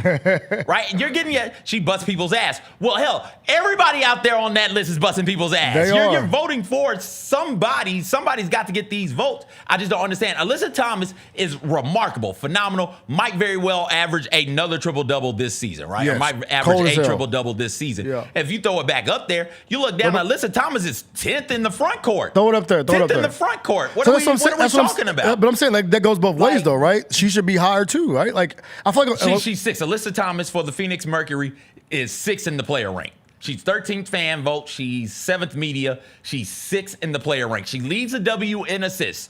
Caitlin Clark is 2nd in assists. Alyssa Thomas leads the W in assists, and the players voted her 6th. That's the same reason. Hit it back up. Reorder that then, Devin. Who are you pitting? Where are putting Caitlin Clark at? Put it back up. Put it back up. Put it back up. And tell me first. Tell me first, Alyssa. All right, Alyssa. I can't see her name on the. She's all the way at the bottom. So you got Nafisha Collier, Asia Wilson. That clock is throwing me off. You got Nafisha Collier, Asia Wilson is ahead. Brianna Stewart. You tell me. You stop me when you find where you're gonna pit her. You've got.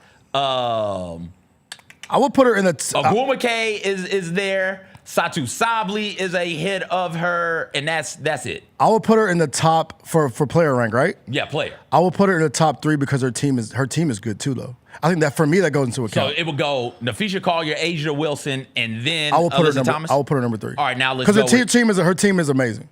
I mean, so is Brianna Stewart's team. But I'm saying she's up there too. But I think like she is like the engine. So is Brianna Stewart. Yeah, but still, I'm putting her up there. You're putting her third? Third or fourth. She doesn't deserve to be 6. 6 is a wild number. 6 is crazy. Satu Sable she can hoop, is on but the team. The Wings are... Satu is on the Mercury. She's on Mercury too. Okay, because the Wings fumbled that for some damn reason. Yeah, I don't know what they were. And Satu Sable is balling out of control. It's like, well, that sure as hell would have been nice to have on the roster. All the way it goes, the Wings made some trades. You got Paige Beckers now. You don't care. They don't care about that. What's going on with the guards now? Let's run through the guards. So you've got Caitlin Clark 9. So number 1 right now is Alicia Gray, who, again, before we get going any further, I just want to take this time just to make sure I let it be known. Alicia Gray MVP.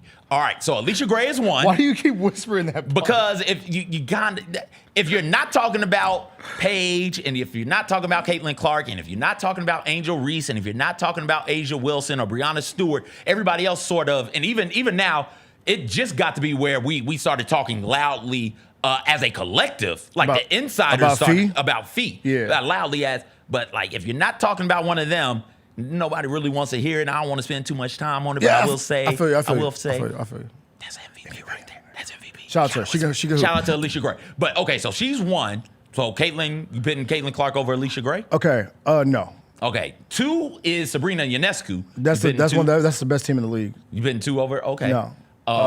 3 is Skylar Diggins. The Storm are having a hell of a season. They're having a better season, yeah, so I will leave her there. I would probably put her. Paige is at 4.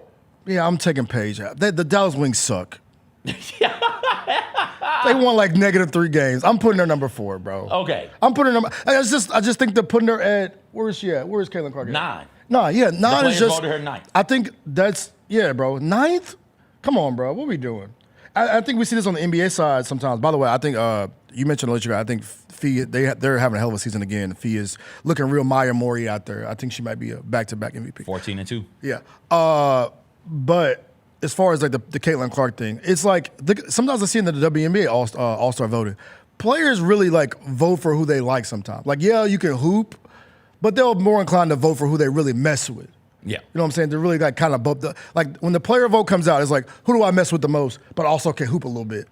You know what I'm saying? Like, that's why like you see random ass names on these player votes like, yo, why is he so high? It's because God, like, for instance, I'll bring a perfect example, bring it to Indiana. The Tyrese Halliburton thing, right? There was a player vote of the most overrated player, but we know that's code for CJ. Who do we hate them? Who do we don't like the most? So that's the same. I see that.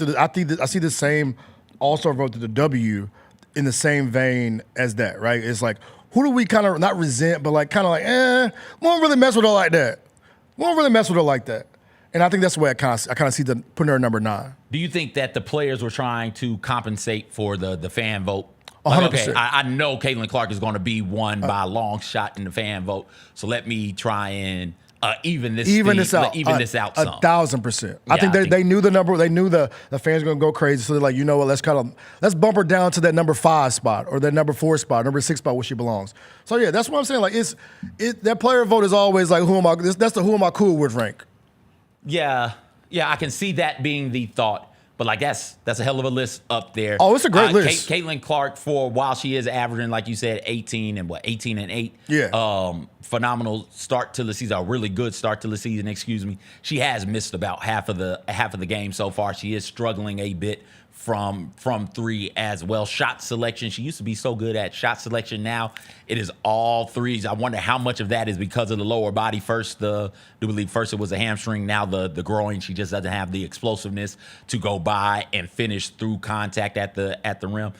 So she's relying more on that jump shot, and it's not there again because the lower body isn't quite right.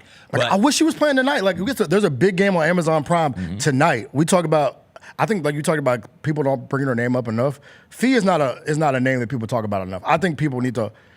I wish Caitlin Clark was playing because I'm not. It's Commissioner's Cup. You know how it goes. Yeah. More eyes are on the game when Caitlin Clark's on the court, and I think tonight would have been a perfect time for people to see I think one of the best, the top 2 team in the W. Fee in Minnesota play basketball tonight, and there's gonna be people that be like, "Oh, Caitlin Clark's playing tonight. Oh, she's not playing. I'm not gonna watch it." But if people like me and you, we tapped in, bro. You know, we tapped in, CJ. So yeah, I think tonight's going to be a missed opportunity because I think Fee is she's not, because Maya Moore is one of my GOATs in the W, but she's very, very, very, very Maya Moore-y to me. Yeah, that's the question. Will Caitlin Clark play tonight? I'm checking right now, and I don't think Caitlin Clark is playing tonight. I could be wrong. But I hope so for all the reasons you named, right? The more eyeballs on these types of games, the better. This has the potential still, even with the Fever still struggling to try and find themselves and figure some things out without Caitlin, and honestly with Caitlin, this still has the potential to be a postseason type matchup. Oh, it'll be fun. Which is always exciting when you can get that type of energy and that type of atmosphere in the regular season. Sign me up for it. I'm always here for it. And you just want to see the best going at one another. You want to see Courtney Williams versus Caitlin Clark. You want to see Aaliyah Boston versus Nafisha Collier. You just want to see the stars for these teams go out there and play at a really, really high level. So I hope Caitlin Clark plays. I hope that if she does, she's healthy enough to do so. And if she doesn't, I hope that she gets healthy real soon because the league is much more fun and people are much more engaged with it when she is out there. We got to take one last break. When we get back, Devin, Oh, no. It's TV Tuesday. Oh, no. You're going to talk to me some about this Love Island thing. Jessica started watching it.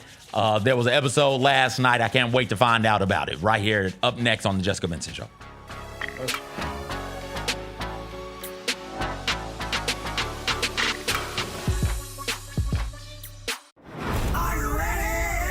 Creed. By overwhelming demand, the Summer of '99 tour returns. July 27th, FedEx Forum. With very special guest, Daughtry. And Mammoth. Tickets on sale now at LiveNation.com. Don't miss Creed with Daughtry and Mammoth. The Summer of '99 tour. 1, 2, 3.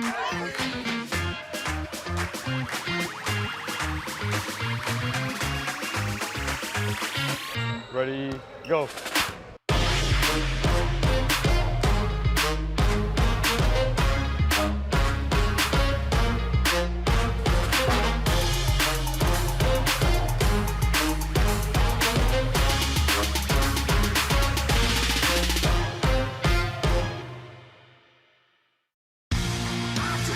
Shinedown.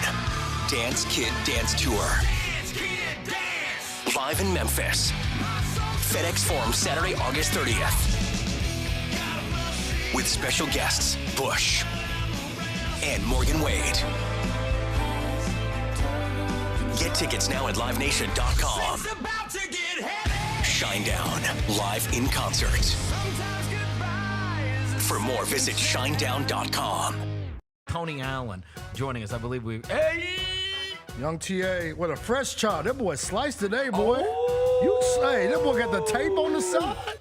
Okay, TA. Hey, and I like how you blurred out your background so we can't see that La Quinta this time. Can't see the hole in the wall, TA.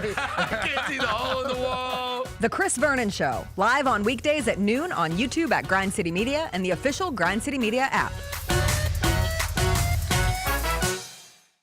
The Tigers are going to play in November in the Bahamas, the Baha Mar tournament, and the other teams expected to be there. Purdue, Wake Forest, and possibly Texas Tech. So Texas Tech's going to be good. Purdue's going to be good. If you don't have a roster that puts you in that same conversation, that could be a tough trip to the Bahamas. Yep. The Gary Parrish Show, live on weekdays at 10 a.m. on YouTube at Grind City Media and the official Grind City Media app. What can the Memphis Grizzlies learn from the Thunder Pacers NBA Finals Series? Your style of play is not something that you really have to change. Both of these teams love to play fast. Both these teams love to play really aggressively on the defensive side of the ball. Hey, Grizzlies fans, be sure to tune in to Grizz, where the panel and I break down all things Grizzlies and take a look at the rest of the NBA as well. The show is live every Wednesday, 2 p.m. on YouTube at Grind City Media and the official Grind City Media app.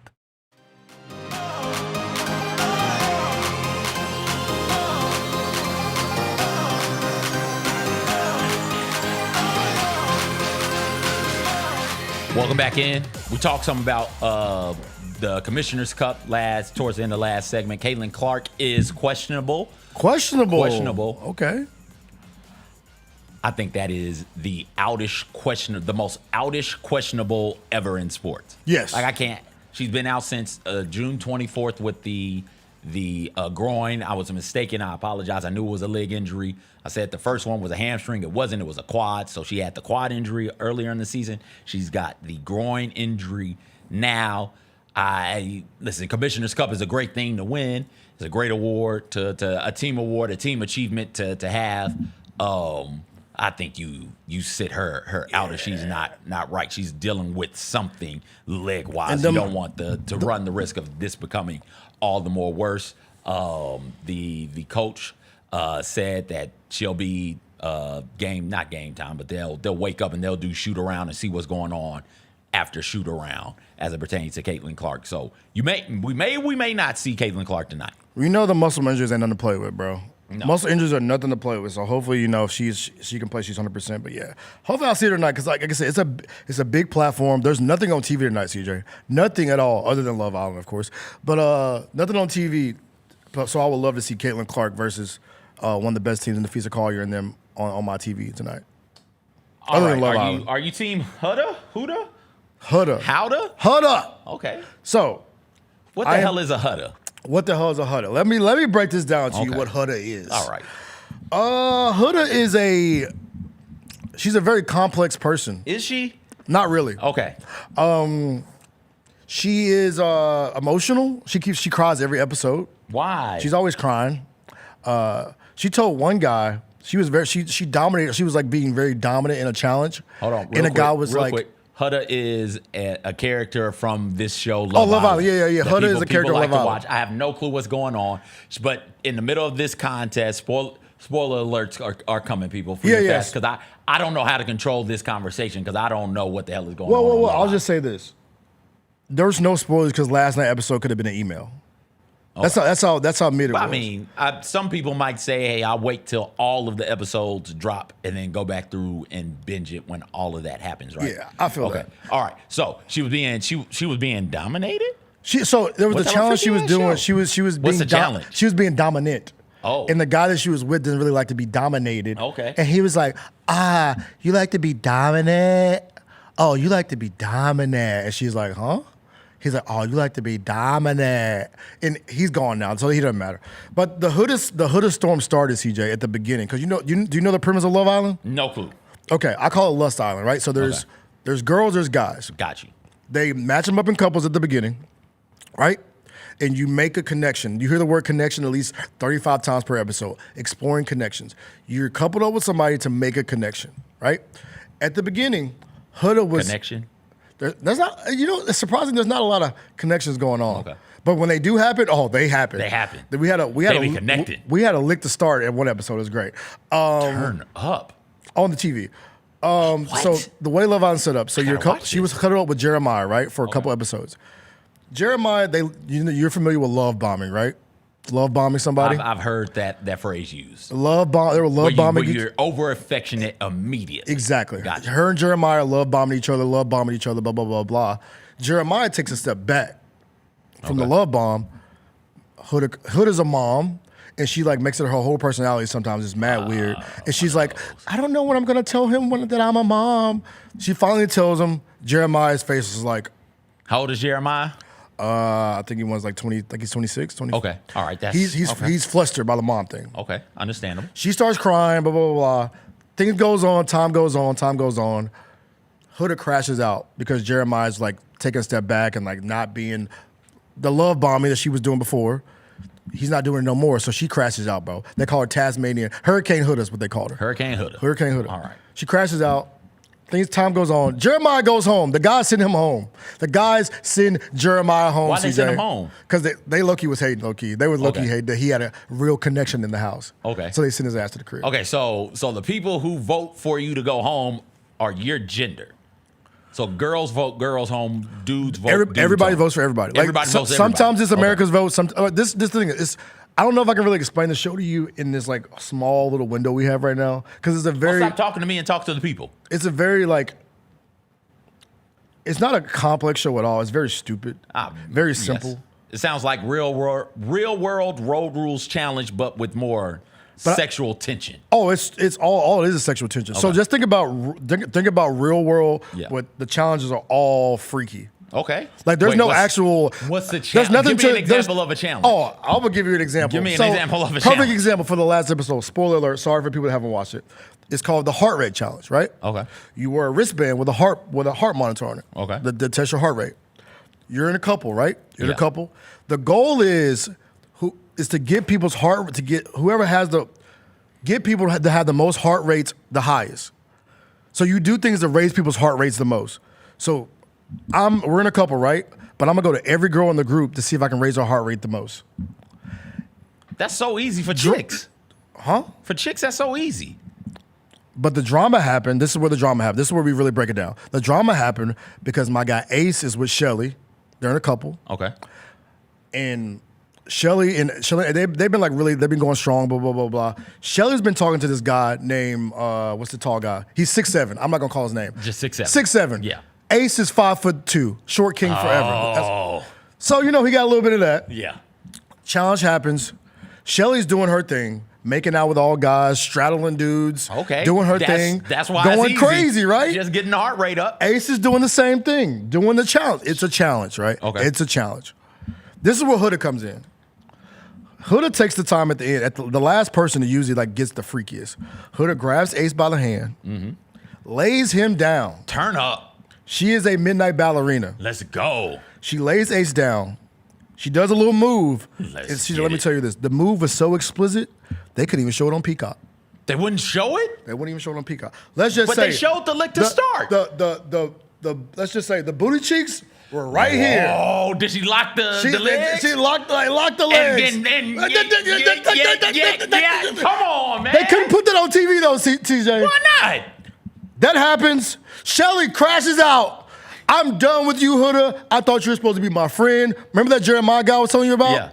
Yeah. When you were with Jeremiah, I would never kiss him in challenges. I would never do this in challenges. So why are you doing this with Ace now? They have a beef with Huda. They don't like Huda, because guess who else kissed her man? Who? Every other girl in the group. Okay. But because Huda did it, it's an issue. Just a question, though. Did every other girl in the group lock the legs behind his head and just She did not do the Glorilla. Every girl did not do the Glorilla. But it's a drama now, CJ, because now Shelly told Huda, I don't want to talk to you. There's no conversation to be had. We're not friends anymore. Turn up. Meanwhile, Ace is like, bro, you're trying to date another dude in the house. And that's why I asked the people, whose side are you on right now? Are you team Ace? Or are you team, I know I don't want to put man versus woman. Are you team Shelly or are you team Huda? Wait, so you're going to pit woman versus woman? I mean, that's easier to do. I'm joking. It is. It's not. Also, Devin, it's not their month anymore. Their month was in March. We can pit women against one another. Yeah, okay. Yeah. So that's the thing is like, it's like they're mad at Huda for, they say she crossed the line, CJ. They say Huda crossed the line. And I think they have a small beef with the way Huda does things. And like I said, I'm not saying I'm not fully team Huda because she's mad emotional. Like last night, she was cuddling with the dude and she was like, I just want to look at you. Oh my God. I'm crying now. Oh my God. I just love being, I'm like, bro, calm down. So I want to know people, are you team Huda? Are you team Shelly? I want to know. So that's the drama, bro. We're trying to figure out. Okay, so Huda did the Yeah. Did anybody just walk? Immediately, my mind went, if I'm a chick, I'm just popping the puppies out, just boom. No, and you shaking can't. them. No, you can't do that. You can't do I mean, that. you can do that, but like Ace would have. He knew Shelly was watching. You can just, You could just. And No. just, like, you can do Shelly. So now, like I said, now the thing is, Shelly is exploring a connection with this 6'7" dude. Okay. Meanwhile, she's mad at Ace because exploring a connection. Yeah, if I was still out here hoeing, that's what I would say to women. Like, hey, listen, I like you a ton. Let's just explore this connection. That's like the trigger word with Love Island, bro. Let's just explore this. They're connection. like, let me explore this connection. I want to explore this connection. I want to explore this connection. Hey, CJ, what are we? Baby.